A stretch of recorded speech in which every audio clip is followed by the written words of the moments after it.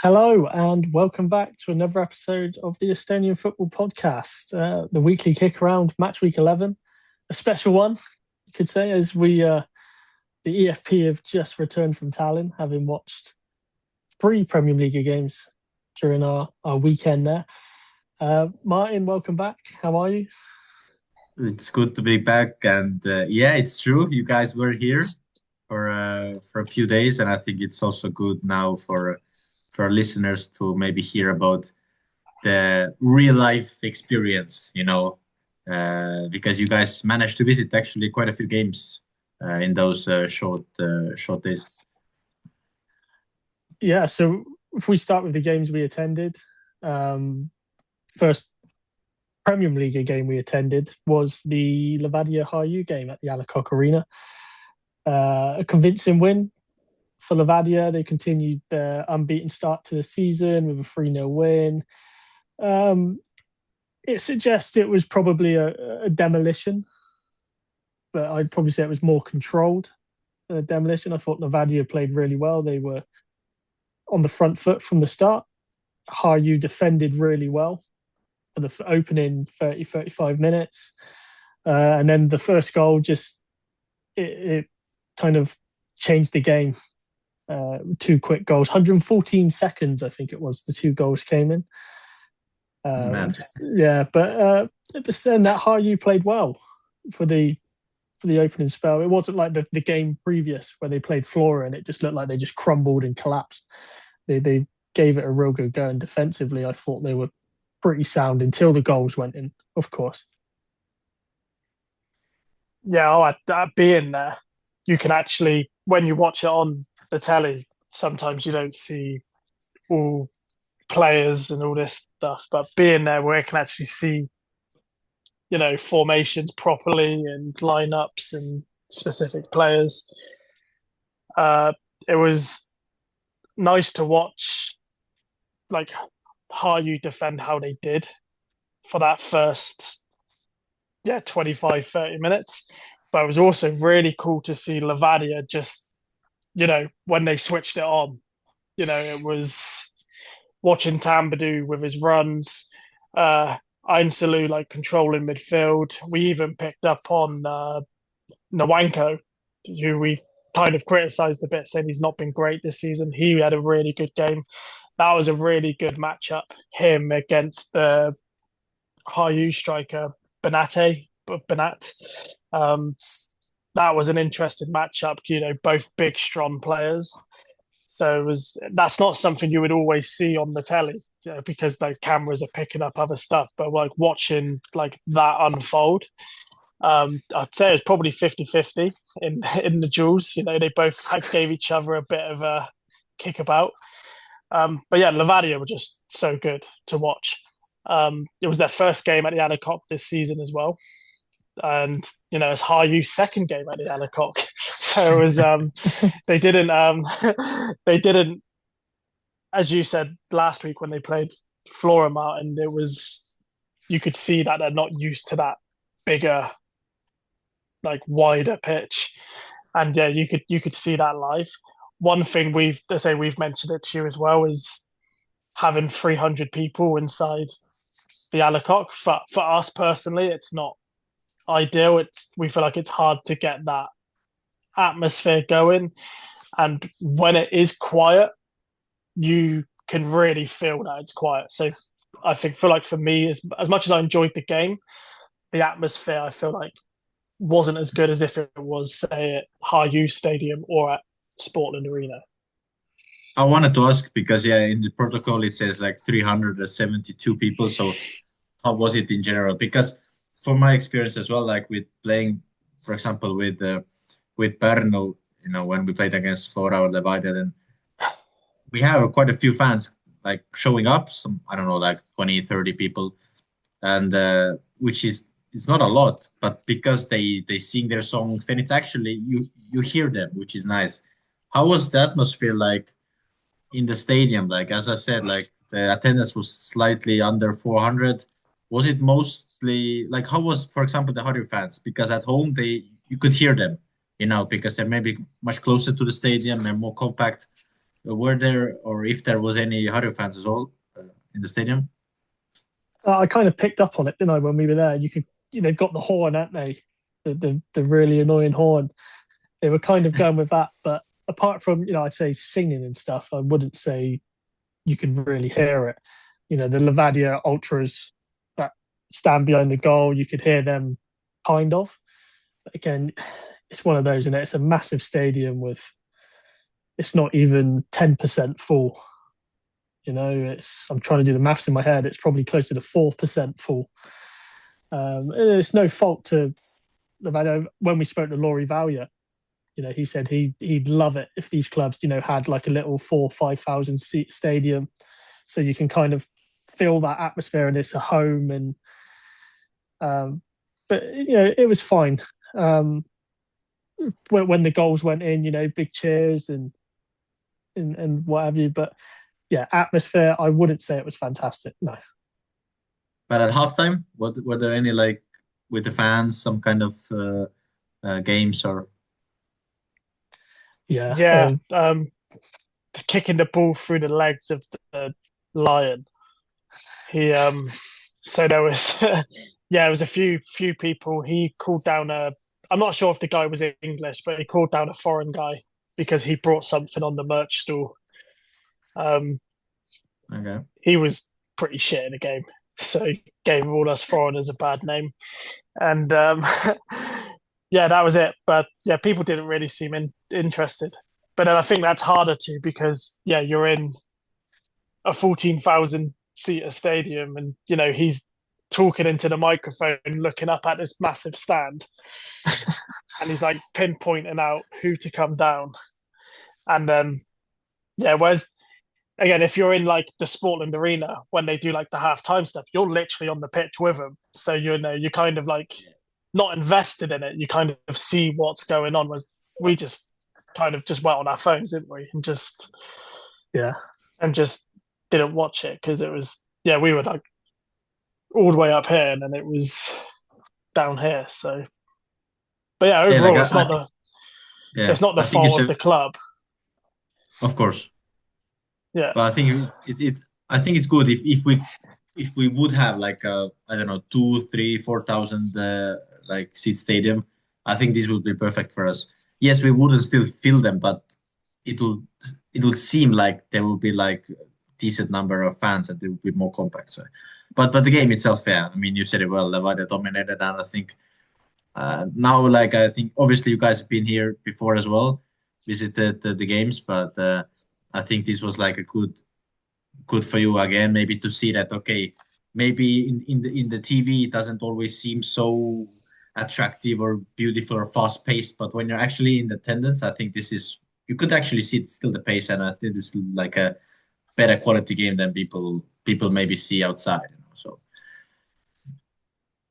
yeah, definitely. I say Levadia played really well. It was just nice to watch just how they controlled it. And for me, it was picked up last week. Yeah, they're clear favourites for the title now. They're still unbeaten after 11 games. I have got a stat wrote down somewhere about when they last did something like that. I'm trying to find it. We all know like my stats. Right, okay, I found it. So in each of the last 7 seasons, Levadia had already lost by this stage. okay. In 2018, their first defeat was round 14.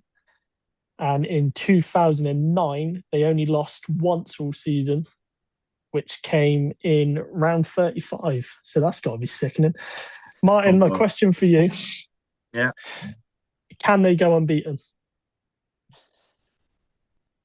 I mean, I think we established that only one team can go unbeaten, and now they are in what position? Second. They're still second. I don't know. I still listen. I don't want to take anything away from them, but to be unbeaten is very difficult, because there will be a lot of European games will come up. Maybe the emphasis will be on that as well. Maybe they need to rotate if the schedule is tighter. But yeah, injuries happen, whatever, anything can happen. So, do they have the quality? Maybe, yeah. Still a little bit questions maybe over the defense, but overall they've been solid. So, As a former Levadia guy, I hope they go unbeaten. That would be amazing as well. Yeah. But what was the second game you guys visited? Yeah. The second game was, I can't remember what it was. Oh, it was I say the derby, the big game. It was the How You Flora game. Interesting game actually. I thought first half definitely. I'd say Flora were the better side. They dominated the game. Decent crowd, decent atmosphere. That was the main difference. It was a decent atmosphere. It was fantastic. 704 Yeah, is like official. yeah. We stood with the floor a lot because it was literally by the entrance, so we just walked in and just stood where we were because it was packed. I mean, yeah, There's no point. We arrived just before the whistle went, didn't it? So it was to start the game. So we just basically, arrived, stood, and there was just happened to be the Flora fans. But I say without the atmosphere, we did note to each other like the first half hour, 35 minutes. We both looked at each other and went, God, this is boring. It felt like, to be like, just to start with it felt like it took a while for both teams to. There was like a couple of half chances, but otherwise, I'd say it was quite scrappy. But then once Flora started to get control of it, it did pick up and turned into a pretty decent game. And Flora did. I said as well, didn't I? We looked at the betting odds, and I said, and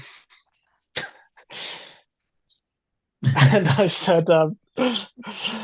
I fancy Flora today. I just feel like they've got that momentum, and they could have. I mean, Cavilla in goal for Flora had a hell of a game. Like Yu didn't play poorly. I just feel Flora played better, and they definitely deserved the win. I mean, yeah, like I think we got like maybe going back to the beginning. Then the stand is quite small there. Were they putting like the extra one on one side, like behind the goal, or no? No. Because we kind of picked up on that. Like, I said, if there's 1,000 people here, where does everyone go? Like, can we go behind the goal? Are they letting people in? Like, because the stand was full, and then we were all stood just to the side. There's like if you managed to get like say an extra 300-400 people in, you would have had to have had something like built up to accommodate it. So it was that's something for them. Yu, if you're listening, time to invest. Because I know like back in I don't know like how many years ago, but they did put like an extra stand behind one of the goals. Like not the goal that's okay. Maybe the fans enter from the different gate. I think if you're on the stand, then like the left side goal. Like I think back in the day, they were like some kind of a stand behind it. But yeah, maybe that's because there's maybe even for me, I'm 27. I'm like I can't stand for 90 minutes maybe as well. But mostly for the elderly people, it's quite difficult for them, So it's maybe that's like on one side we complain that we don't get enough fans, and then we get so many that too full. It's too full. I think the attendance, if you went on, I think it's like Jagpal or Transfermarkt, the Quay Stadium, I think the attendance that it can hold is 500. I think I might be making that up. I don't know whether that's based on sitting. I don't know. They don't have seats. They don't have like specific seats. They're just like a continuous benches, like a blank benches. Yeah, but it would have been nice if people were allowed to go behind the goal. And I did text. We got an English friend who lives in Estonia, and he asked what we thought or what I thought of the ground, and I said it reminded me of a proper English non-league ground. Where you're kind of close to the pitch, I suppose, if you're standing. But it would have been nice, if you could have moved around the ground and stood behind the goal or something. Because especially where where we were stood with the floor a lot, they had all their tables up with the pyro and all that, and it was kind of obstructive in a way. So I don't know, but take nothing away from it. It was a great atmosphere. It was a great game. I mean, yeah, you mentioned like Sunday, like lower league stadium pitch. I think that the game that you went next maybe was even worse. But we will get to it soon. but the game, but then like Kalju, I think it was. Yeah, you said it well. Like the start was maybe a little bit boring. Maybe both teams were a little bit cautious. But yeah, you kind of get like more interesting, and Kivila made very decisive saves. Yeah. But yeah, with Kalju, it's a lot of us, even us, like we said like how strong they were.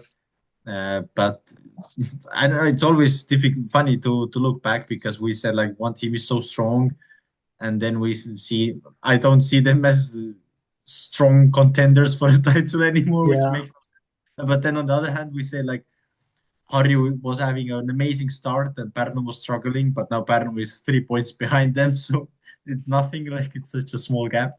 So it's pretty tight league. I have another stat. So after 6 rounds, when we were all saying KU are going to run away with it in all this, they sat top of the table, 5 wins, 1 draw. The following 5 matches, they've only won twice.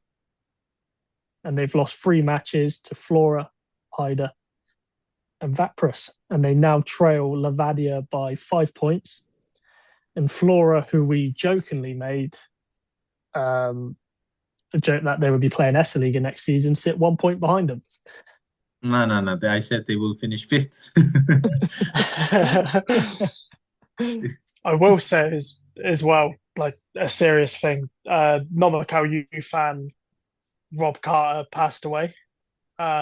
Scottish fan who used to go to Estonia multiple times a year, cheer on KU, was a big figure there. So he sadly passed away a few days ago, I believe. KU did a minute's silence for him, which was nice. We arrived there just as they started that. So yeah, that was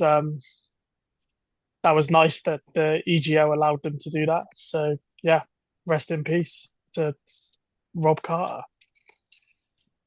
Yeah, because like we sometimes we get too invested about like all the games and like all the I don't know wins and trophies and whatever, but we maybe forget how impactful it is for our lives as well. Like because and yeah, we play football for the fans, for the people to watch us. If none of us would be on the stadium, or none of us would actually watch and care about the players and the teams, then footballers wouldn't have any money as well to play their game essentially. So yeah, it was heartbreaking, not only for Kalju, but also I think for entire Estonian fans and the Estonian league. Yeah. And especially for someone to travel from Scotland multiple times a year. He was at the Noma Derby a few weeks back as well, by all accounts. So yeah, apparently fell ill and passed away sadly, which isn't nice. But yeah, fair play for KU for honouring him. KU get a lot of shit for being like I don't know how to say it, for being a bad club, let's say. But fair play to him. Respect him for that. Shame they couldn't get the win for him. That's the only thing. But unlucky, you argue unlucky. Flora played well. They played really well, but KU had chances. I even called it when Orlov was on the sideline. I said, Orlov's coming on. But he didn't get the goal. Yeah. Orlov has been a good sub. I've also considered him maybe to bring him on in my fantasy team, but yeah, I don't trust the minutes then. I captained Tambadou and he missed about 100 chances. This was the first time I've changed my fantasy team in about 4 weeks, where I finally stopped making Gero my captain and put in and finally put Tambadou in because he's been on my bench and he did fuck all. Yeah, there we are. Yeah. So let's talk about the final Premium Liiga match we went to. Norwich United versus Paide. A chaotic and bizarre encounter, you could call it. Excuse me. Paide went 3-0 up. Norwich United clawed it back to 3-2. But I suppose the major talking point wasn't the game itself, but it was the state of the pitch at the Manikou. I believe the Estonian FA inspector rated the pitch as poor, which is extremely rare. And the game reflected it. There was a lot of long balls. It was very direct.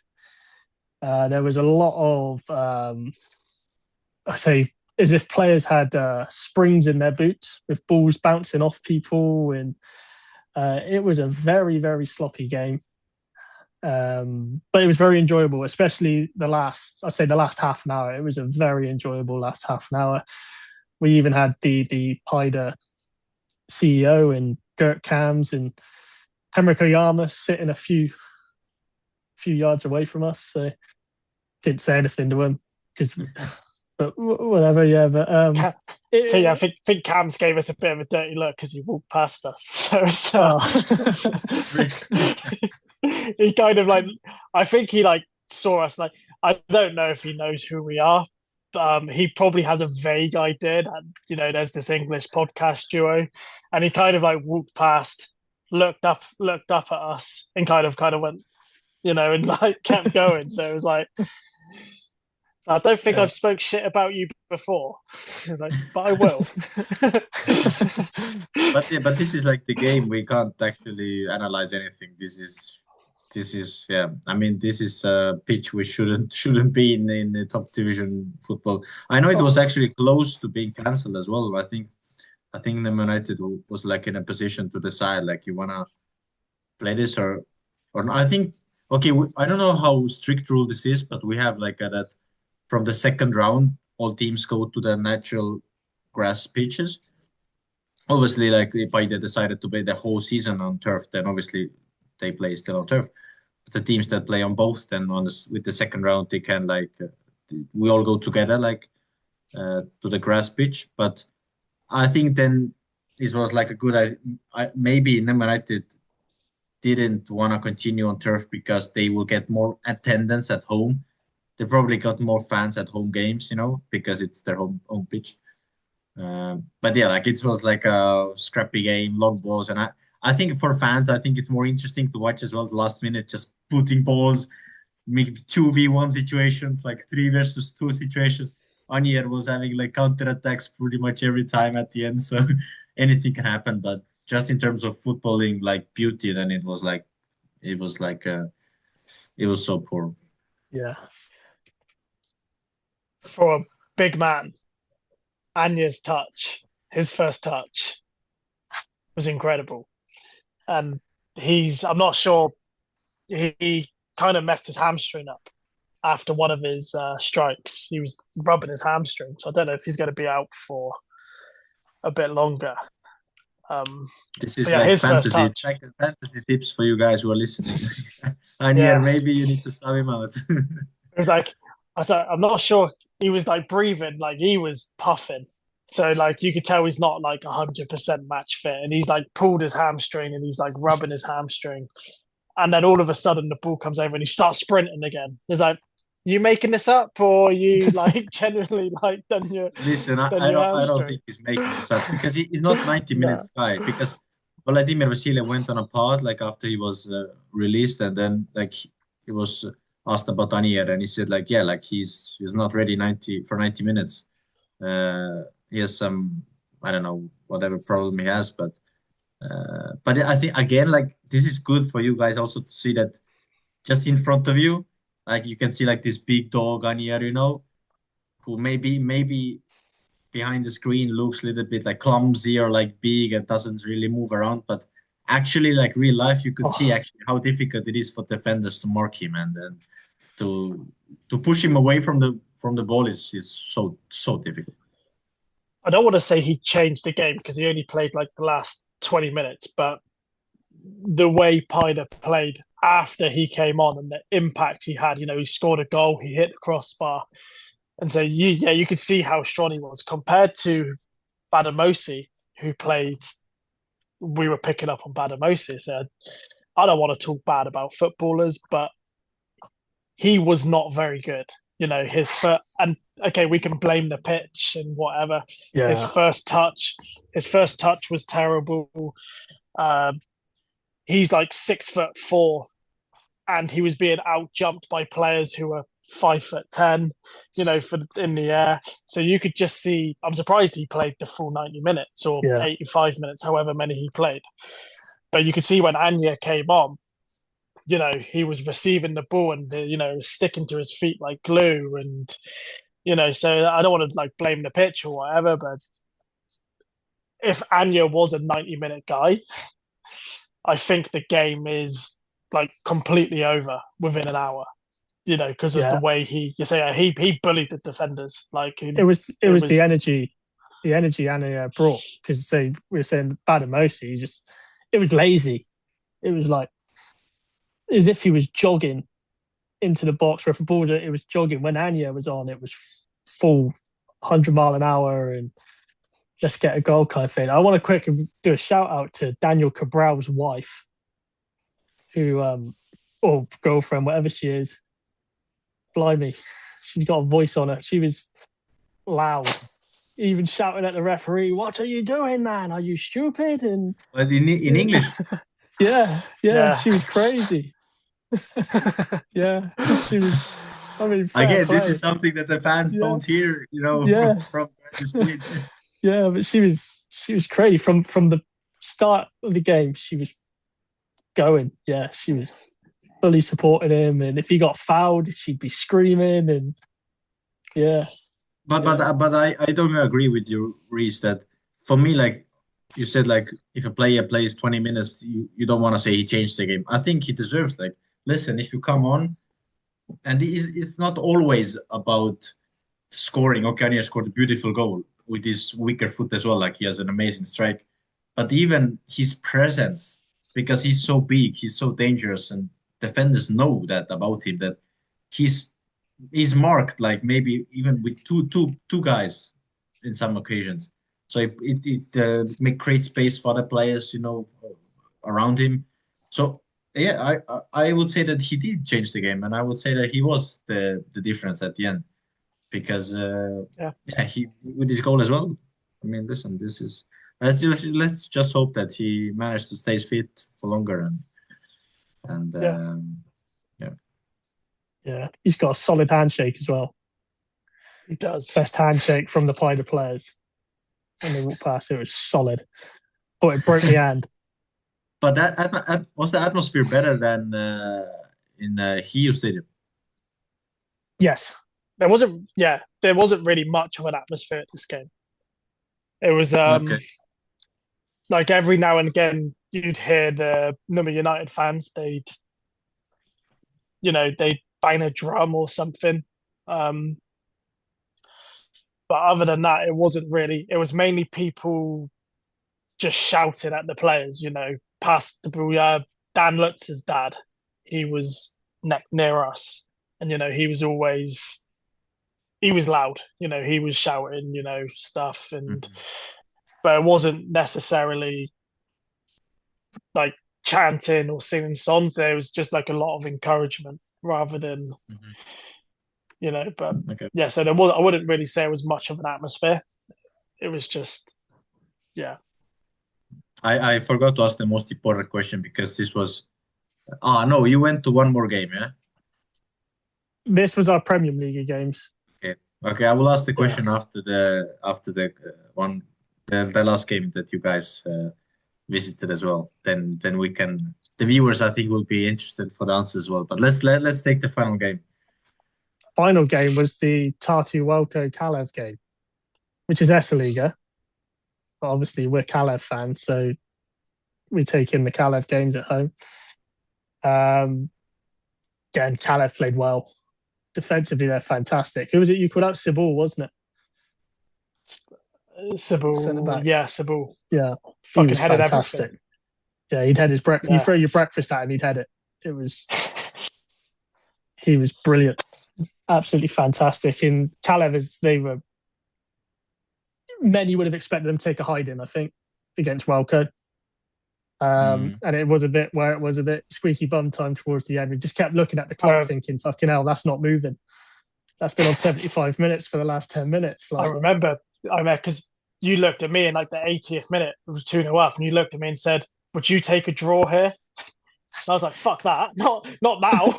Like it's, I was like at the start of the game, yeah, we're against Welco, who have been basically blowing teams away all season, and Kalev were a completely different team under Stojkovic. This is what we were saying. I said it to Remy at the end of the game. We had a chat with him. Under Stojkovic, it's like there was no expression. You weren't allowed to express yourself. It was, this is the formation, blah blah blah. These are your positions. You don't move from these positions. This is it. If we go 1-0 up, we then sit back and defend that lead. But it was like whenever this here under Randin Rande, it's whenever you got the ball, it was go, and everyone was just like going. And then when it was defending, it was everyone's as a unit, and it was really nice to see because supporting Kalev, especially this year, it's not been fun. It's they played really well. Welco also, Welco didn't play badly. They probably felt a bit hard done by, but it was Kalev, happy days. I wanted to ask you both of you because maybe you are more familiar with Kalev than any other team. Like you, how many years you visited Kalev now? Like Estonia and been to Kalev's games? 6 years. 6 years 6 in or a row. 7, yeah.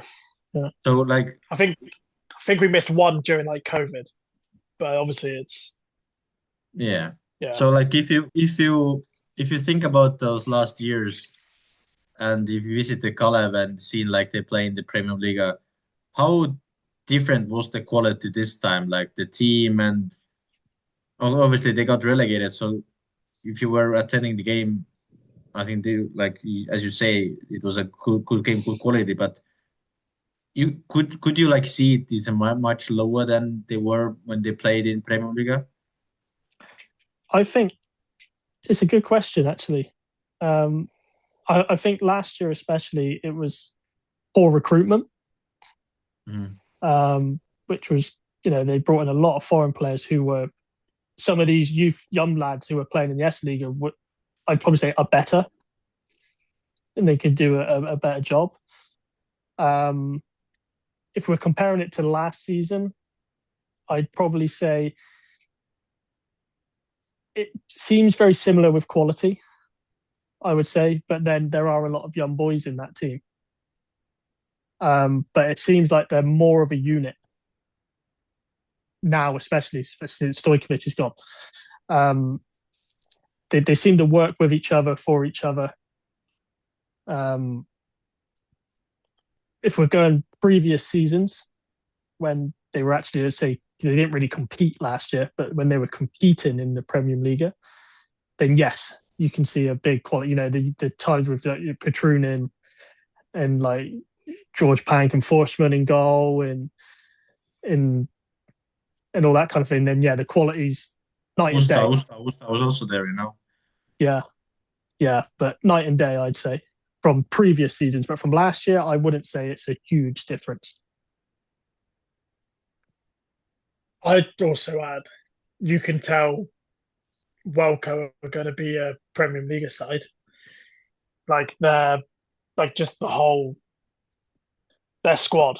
We're saying like how well Kalev played, because that doesn't discredit how well Welco played as well. And I think Kalev had a really good day, and I don't think Welco were prepared for whatever Kalev had.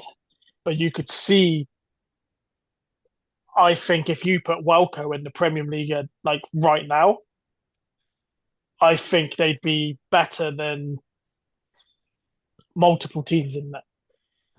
I don't feel like we say like how there's that big jump between Premium Liiga, S Liiga, and come on, and it's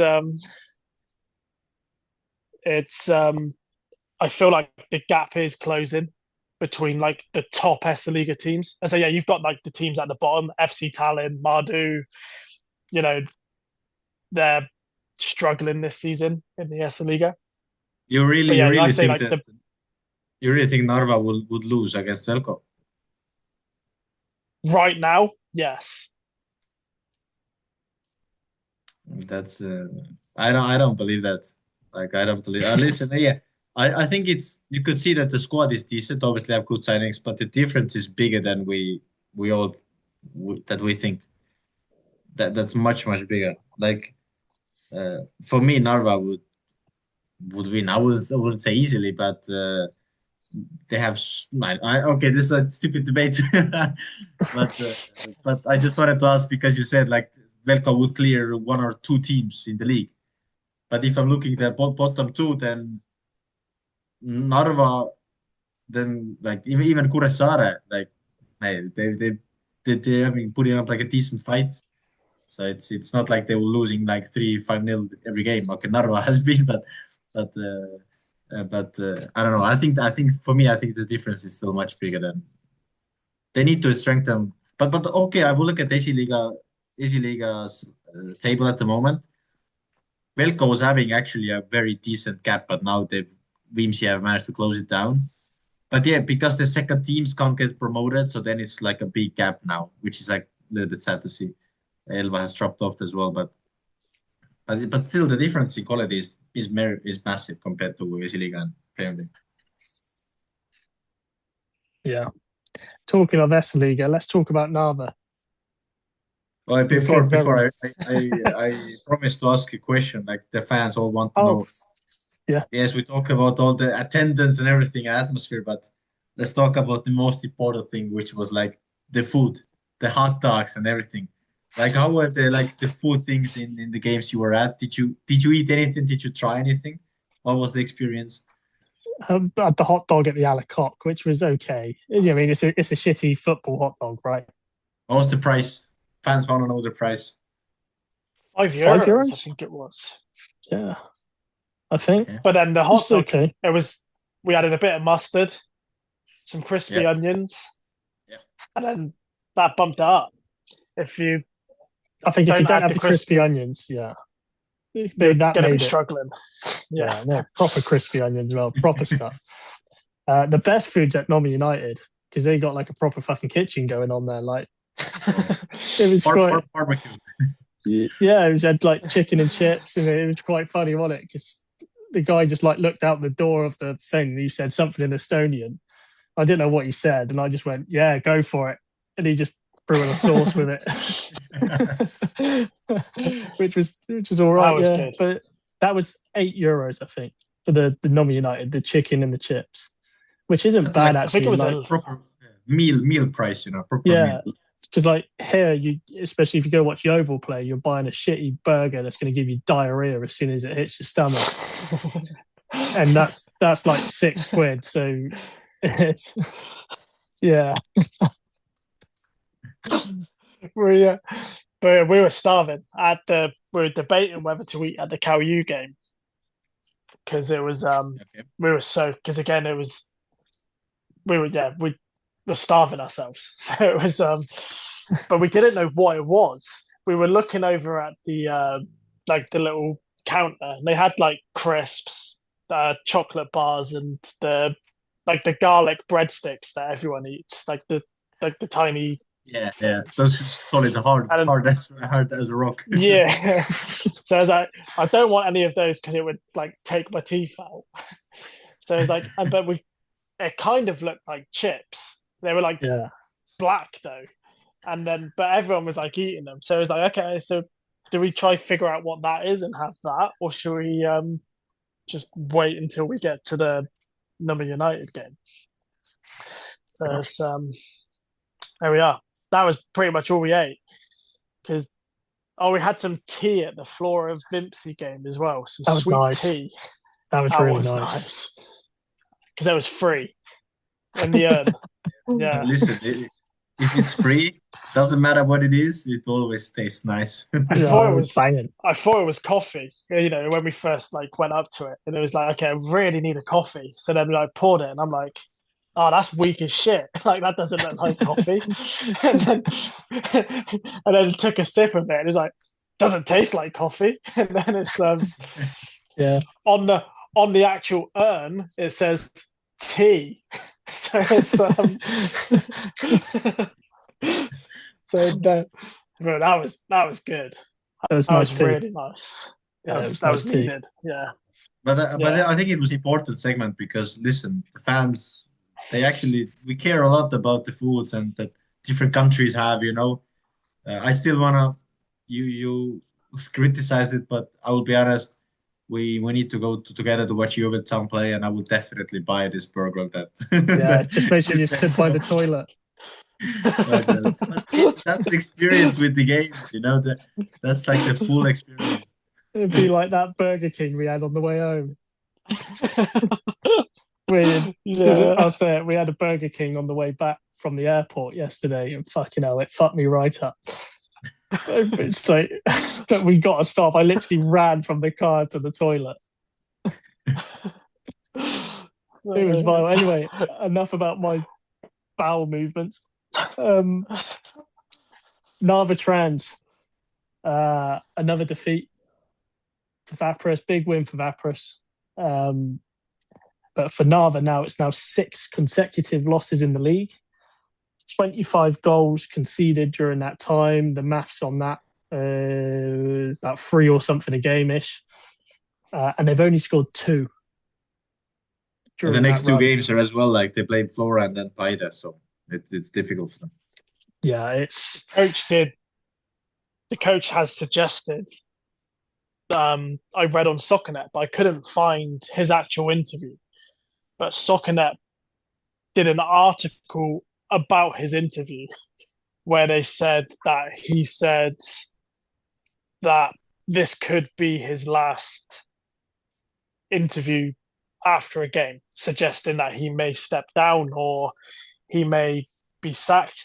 But this is 2-3 days now since, and he's still there. So that tells me that he's not going anywhere just yet. No, and listen, it's you don't know. Those news they don't come out within. I don't know. Maybe Narva doesn't want to like let people know. But yeah, let's not jump into conclusions. But I think he sometimes Narva make interviews like in Instagram as well. So maybe he was speaking there. So maybe it was like post-match interview, like maybe in the live stream as well. We know. Yeah. How concerned would you be, Martin, if you were still a Narva player? Let's go back a few years, and this is happening now. Well, it is happening now, but you're there. How concerned would you be?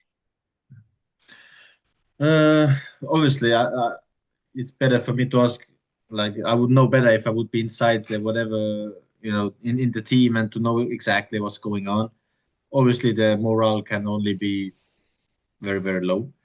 But the thing is that just okay with Kuressaare, they're still not 9 points. They're ninth at the table. But if you look at the game, then they play like you could see that they will soon start picking up those points. At least there's like a belief. But with Narva, like a little bit, for me, I saw the belief against Flora when they played the semi-final. I think it was a decent game for them. Okay, Flora dominated, but Narva was having their chances. It was quite decent game. But there's something deeper going on, and I'm also a little bit surprised about the board because they've been quite quick recent years to make changes. So maybe they still believe in Kosovsky. I don't know, but I believe, and the history like supports it, that something needs to change, and you can't change 11 players. You can only change a coach. Like, so listen, I don't wanna say what's right and wrong decision, but for me, it, I don't see like it getting better. That's how I look at it. Yeah, and like I you mean, said, credit to two tough games coming up as well. And if they lose them heavily, like they have been against, the top teams, you would, don't know, you would start to get worried. But it's still, like I say, there's a long way to go. There is a long way to go. But again, I don't want to put the blame on Kozłowski as like all the okay. Maximkin injury was a big hit for them. They haven't been the same team after his injury, but I would also want to little bit criticize about the transfer market as well, because let's be honest, it hasn't been good, and the players that were good last season, I think, haven't performed as well. I don't want to name those guys, but people who watch the games know that which players have been continuously making maybe howlers and not playing good.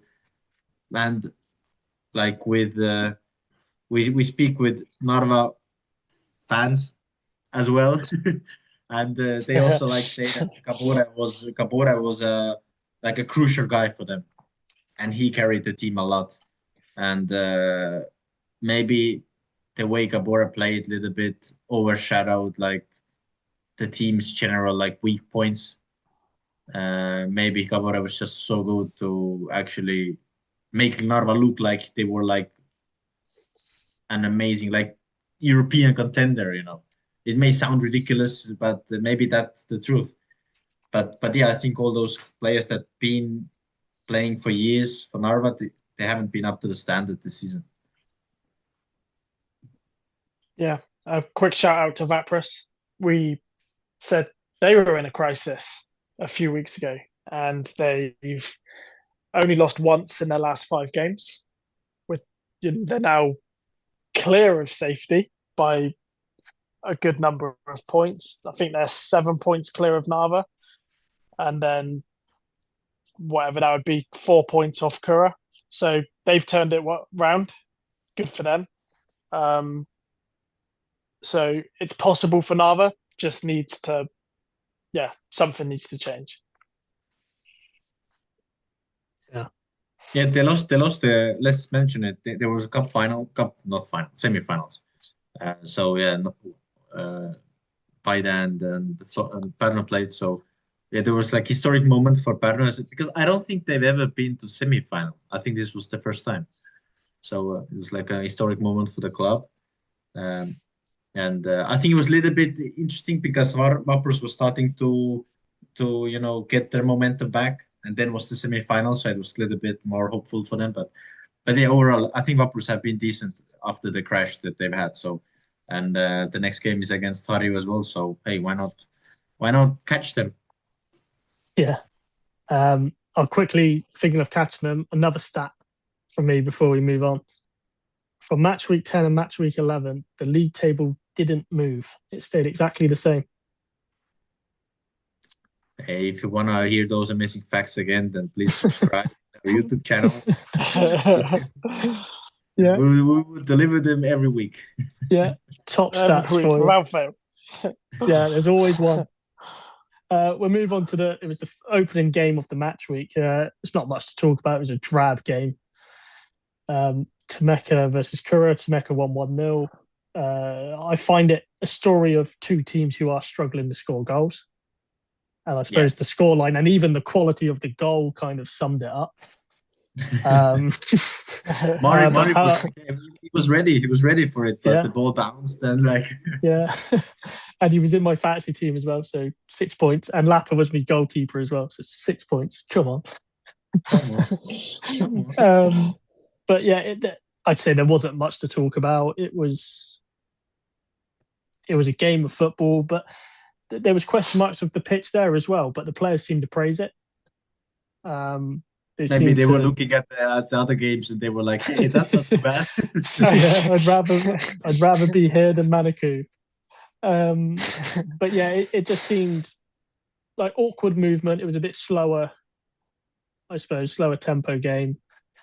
But yeah, Temeka win ugly, but it's 3 important points, and they're up to 6th. Well, I say they're up to 6th. They stay 6th because the table didn't move. But Kura are struggling. I suppose they'd be thankful that Narva are worse so far. Yeah, but again, coming back to the Tammeka game, then we spoke about the attendance and everything. Protocol is 400 over 400 people, which is a very decent for Tammeka. But again, for the viewers, we film the games from the other side, so we don't see them, which is again very sad. I think as well, like for the people that come and watch our streams, even maybe new guys, they maybe scouts that are coming, whatever, then this is like a marketing for us as well. Like if we don't put like emphasis on the quality of the live stream, that we see the fans, we see everything, it would be much nicer.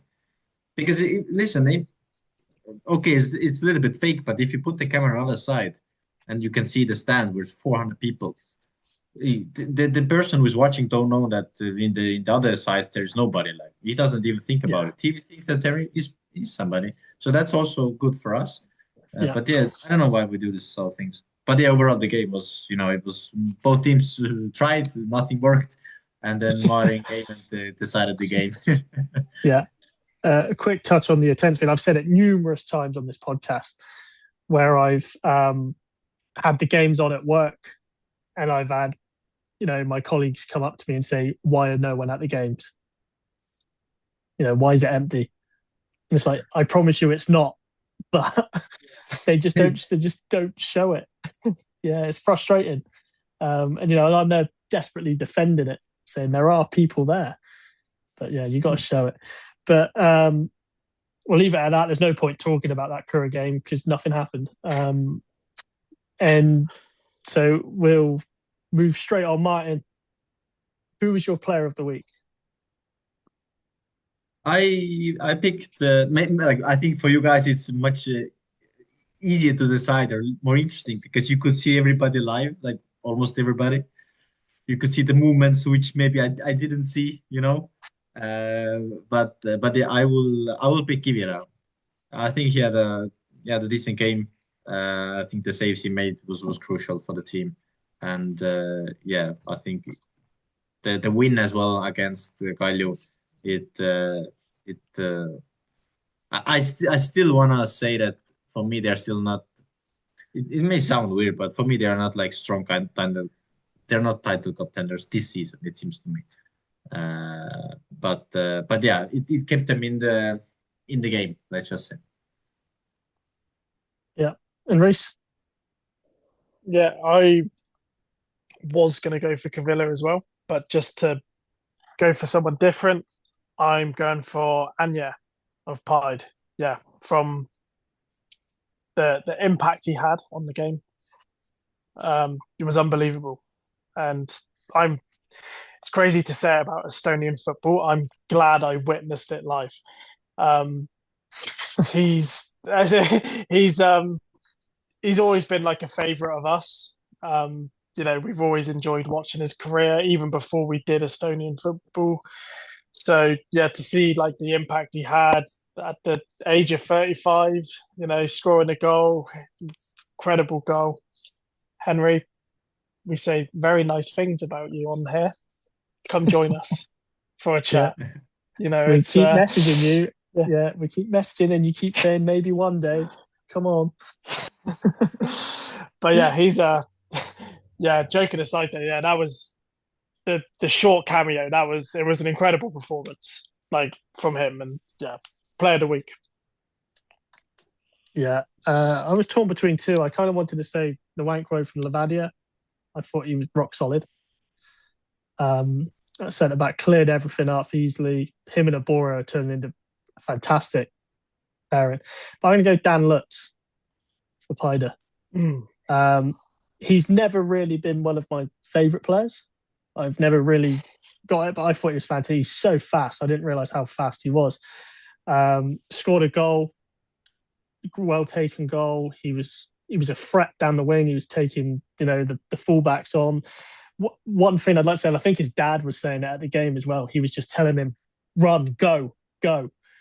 But it was as if maybe Kink told him that you can't just go. I think he was kind of more of a wing back, maybe, like you can't just keep going. But there was times where he could have made an overlap and run, but he wouldn't. And his dad was kind of saying, "Go."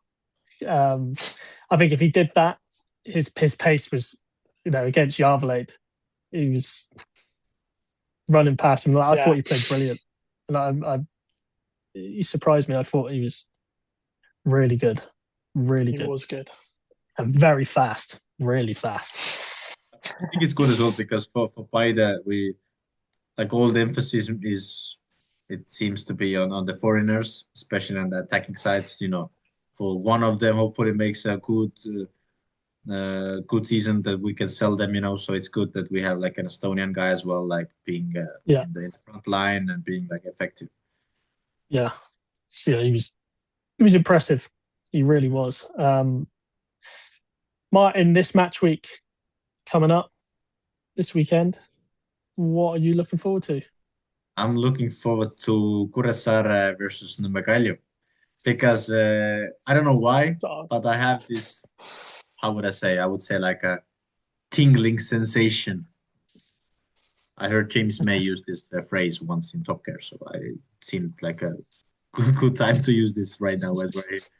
I have a tingling sensation that Kuressaare will pick up a pointer or more because I know it's a grass as well. I think it's a very good pitch. Kuressaare's grass pitch is very good. It's probably very windy, and Kalju is not the Kalju that we had at the start of the season. So for me, I wanna see the battle. Yeah, fair enough. Reece? I've gone for Tammeka Nõmme United. We are seeing a Tammeka side who cannot score goals against a Nõmme United defense that loves conceding goals. So I'm interested to see how that pans out. Tammeka they've won a few recently. They've lost a few. Nõmme United have also been fairly inconsistent. I'm interested to see how that pans out. Tammeka might fancy themselves to actually score a couple goals in this one. I don't think it's going to be an easy game for either side. Couldn't predict it, which way it's going to go. So for me, that one should be a good one. Yeah, I don't know if I want to go different. I was also going to say the Tammeka Nõmme United game for the same reasons, actually, because they keep it quite tight as well. Tammeka, especially with Lappa in goal now, and Nõmme United, they can score goals. So I feel like it could go either way, that one. Hopefully the pitch it doesn't slow it down. Imagine if it was at Manikou. But thankfully it's not. It's in Tartu, so we might get a decent fast-paced game, hopefully. Yeah, but if you look at Tammeka's games before them, they've conceded like 2-3 goals every game, but now they've been very good defense actually. If you have to take like the games, like the results, they've been very decent. The last 3 games kept all clean sheets. Then Levadia is like a dominant, but they still only scored 2, and then again Vaprus managed to keep it again, keep a clean sheet. So I mean, Tammeka, we maybe it goes a little bit under the radar, but the defense, we have to praise them. They've been very solid. Yeah, especially since Lappa's come in. I'm putting it down the Lappa. Yeah, just one player is defending. Yeah. No. But it shouldn't have happened. The signing shouldn't have happened. But I heard that Lappa, the deal is till summer. Yeah. So, Was it out? Was it in the article? Yeah, I did. Read that. Yeah, it's to the summer. I found My it bad. quite weird I that thought nobody knows that. yeah, I thought they found that they asked for Lapper or Grunwald. It would have been really weird to see Grunwald there. No, but it would be weird because he was just coming like injured, like coming Yeah. back from injury. So it's Yeah. like Lapa was, I don't know. Yeah. But Lapa was a good choice eventually. Yeah, he's a fantastic goalkeeper, Lapper. Really like Lapper. Right, I think that's it. We've waffled on for a while. So much for keeping them 30 to 45 minutes, right? I think that's over an hour. But I think this was like a episode that was good for the fans as well because there was like more insight into the Estonian League about all the game like atmosphere and how it actually is in real life. So I think this deserved to be a little longer with more detail. Yeah. It was fun. I enjoyed it. Yeah. Yeah. Cool. Right, that's that. We'll see you on match week 12. Hopefully some drama. Let's get some drama this week. Some VAR calls that maybe shouldn't have happened and some whatever else may happen. Let's see what happens. Yeah. Yeah, so cheers. Oh. Viljandi won. That's it. Yeah. Vamos. Vamos. Cool. Cheers. Right. See you next time.